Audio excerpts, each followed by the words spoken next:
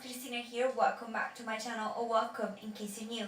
And if that is the case, you should totally consider subscribing and just, stick around, hang out, comment down below, we can have a chat, all those stuff. That aside, let's just jump right in today's video. I don't know why I did that with my hands. So today's video is going to be all about how I managed to use Netflix to learn Spanish. Now, let's clarify. I did study Spanish for 1 year, my first year of university. I took Spanish as an extra course, so to get extra credit. And I mean, in 1 year of Spanish, how much can you learn? Not much. But I did improve a lot by doing two things. One was traveling. I au paired actually. I au paired in Barcelona, in Santander, and Madrid for the past 3 summers. But clearly, that's not something you can do right now. So my other secret, which is not really a secret because I'm telling you, was Netflix.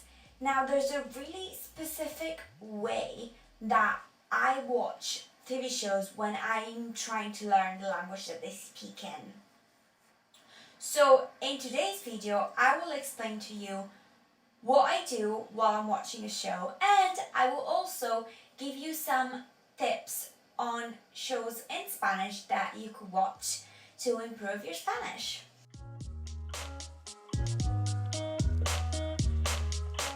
So the way we can do this needs to be gradual.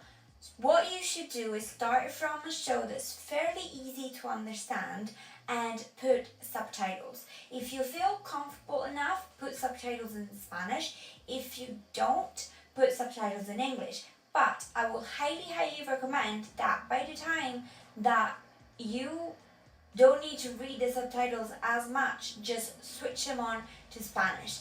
That will help you on 2 levels.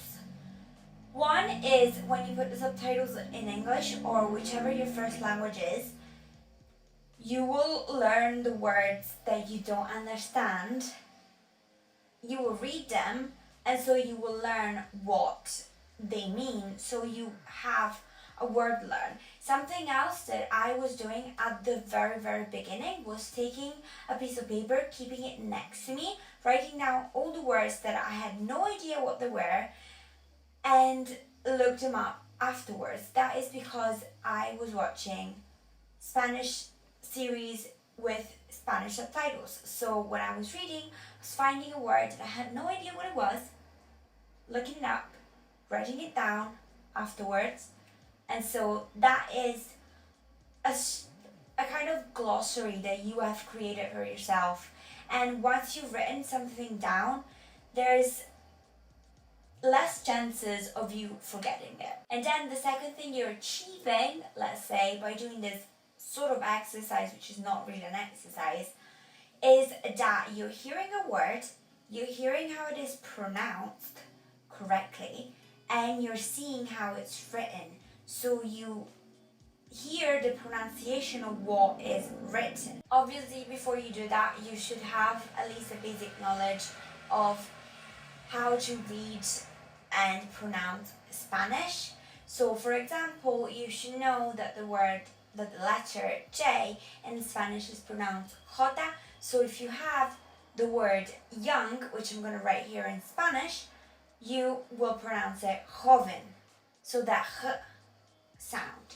Therefore, once you know the basics and you see the word written, you hear how it is pronounced. So it's not just those words that have a different pronunciation than what you're used to. It's also you hear those little nuances of the way they pronounce. So how they pronounce an S, how they pronounce a C. Doing what I'm telling you, doing these exercises has helped me a lot to improve my pronunciation. I am not saying in any way, shape or form that you should imitate the accent. No. Don't do that. That is gonna sound fake. It bothers me so much when people do that and they're like, oh, I have a British accent. You don't. You are faking a British accent, you don't have one. You are capable of faking it, but you don't have it. If you are not forcing it, trust me, slowly you'll get there. And even if you do have a foreign accent, who cares? I think accents are lovely because they show where you're from and who you are and your culture, and they're part of your identity. So don't fake an accent, but do listen carefully to the way they pronounce certain words, certain letters that might be very different from the way you would naturally pronounce them when you read them. After you have done this, once you find that you are very comfortable listening to it and you're not reading subtitles that much, just take them away and watch it without subtitles. I would also Ambri.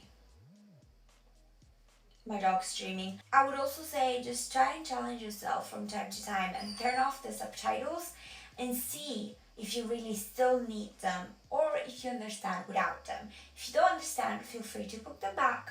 We're not judging anyone here. Feel free. But do from time to time try, because sometimes we don't even realize that we don't actually need them because we're so used to having them and to reading them that we don't realize that we've actually gotten to a point where we don't need them anymore. And with that said, we have concluded the how section of this video. So these were the things that I do in order to be able to use TV shows to improve my Spanish. And now we're going to jump into the actual series. So I'll give you my top 5 TV series that you can watch on Netflix. They're all in there, and I will give them to you starting from the easiest one to understand, going to the most difficult one to understand, and I will also give you the reasons why they are in that certain position.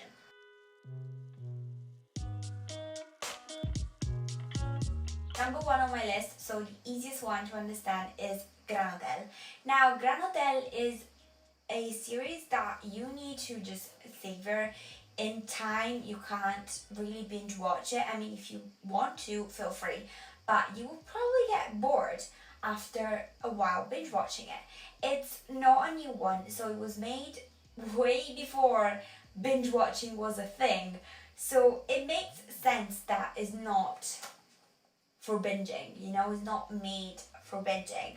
And I don't find myself wanting to watch it like non-stop. I find myself wanting a break every now and then and just wanting to watch next episode. That put aside, I 100% recommend it. It is fun. It's a period drama, but there's also mystery in it, and it's kind of fun to watch, and it's pretty nice, and they speak very, very clearly. Since it's period drama, we all know that in period dramas they speak with very posh, kind of posh accents, and they do speak very clearly. They use easy, simple language. There were some words, I think, that I had no idea what they meant, and I had to look them up. But for the most of it, they don't use like a slang, or they don't have regional accents, so it's quite easy to understand, and it's a good starting point. Second on the list, we have Las Chicas del Cable. Now, last season of Las Chicas del Cable, the final one, just ended not long ago. That is great for binging. I have done that. It's the first Netflix produced show in Spanish, in Spain actually. So it was the first show that was produced entirely by Netflix Spain, and it's also a period drama. So again, same thing goes for this one as went for the previous one. It's easier to understand.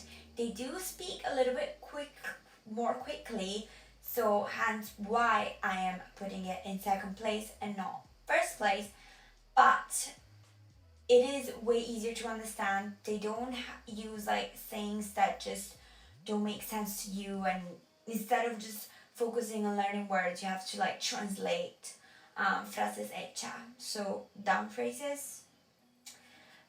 You know, that doesn't happen with that, and it's a great show. It's a feminist, clearly feminist show, so it's lovely. I 100% recommend it. I love it. Third on the list is also a period drama, but they speak so quickly that sometimes they make my head spin.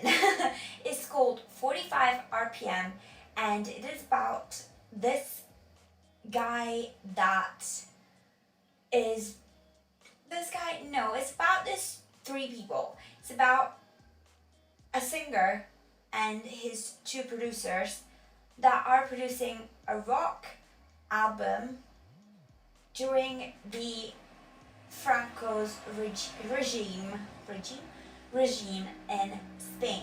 So apart from seeing all the drama and all the relationships, you also see kind of that dynamic of trying to be a rebel but not really be a rebel so that you don't get arrested. I think it's pretty nice. The plot is great. The acting is great. But as I said before, they speak very, very quickly.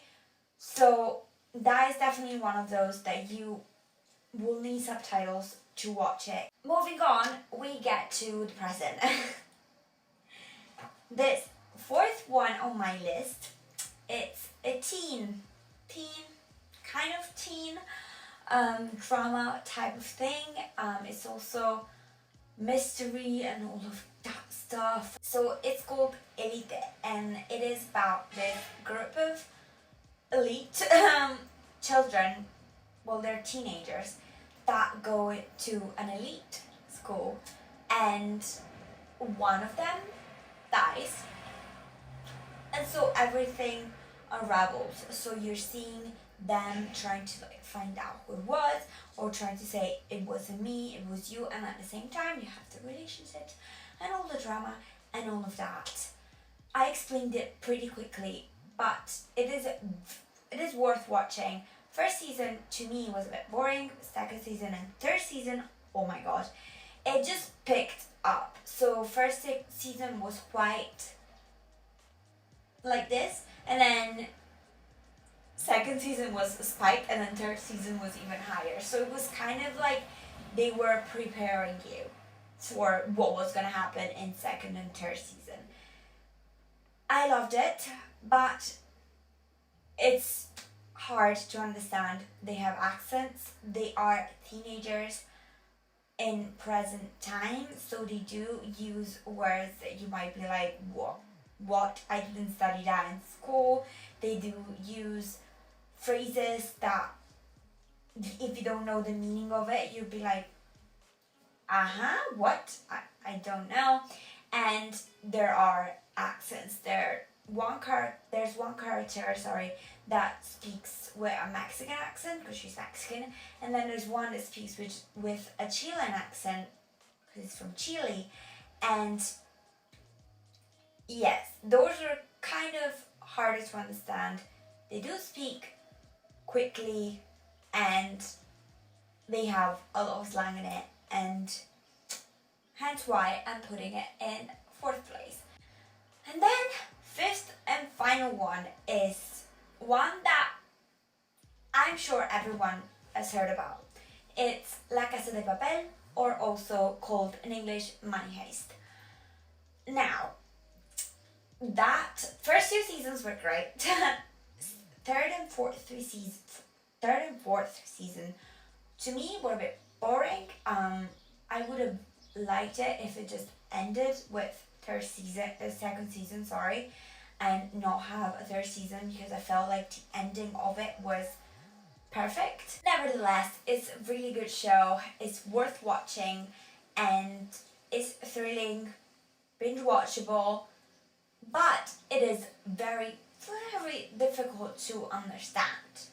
If you don't know the plot, it's a bunch of thieves who do a con, organize a con, which is the biggest con in history. They all come from different parts of Spain, and it is said in the show that they all come from different parts of Spain, so you clearly have different accents, and they do use words that you wouldn't use when you study Spanish in school. Because in school, you kind of study the language that people in the news speak, but that's not the way that people on the street speak, right? Obviously, they swear a lot in La Casa de Papel, and they do use words that people on the street wouldn't use because it's a bit pushing it. So that's not what you will hear if you travel to Spain. That's not the kind of words, the kind of language that you will hear if you go to a shop or to a restaurant in Spain. Now, when I watched that, I had already watched Gran Hotel, Las Chicas del Cable, and Elite, and I was pretty confident in my Spanish and in my ability to understand Spanish. But I watched the first episode and I was blank. Everything just went away. I was like, what on earth are you saying? You're speaking too quickly for me. You're using words that I've never heard once in my life, and this is crazy. I don't understand anything. Also, the plot, it's kind of confusing at times. So let's just not confuse ourselves too much. So I do recommend that you start watching that with subtitles. I watched season 1 with subtitles and then I quit them beginning season 2. I took them off beginning season 2 and then I never used them once again. But that was kind of like you're ready to be fluent in Spanish. Like, girl, you're ready.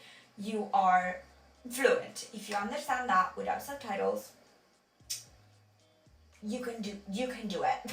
You can do anything. You can go anywhere in Spain and you will understand absolutely everything. And with that, I'm gonna end today's video. I hope you guys enjoyed it. Give it a big old thumbs up if you did. If you have any questions or anything you want to add, please comment down below.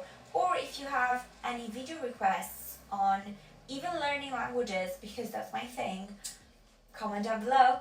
And like this video if you liked it, and subscribe if you like this video, so you'll see more videos like this one and other different stuff. And yes, thank you very much for watching. I love you guys very much, and I'll see you again next week.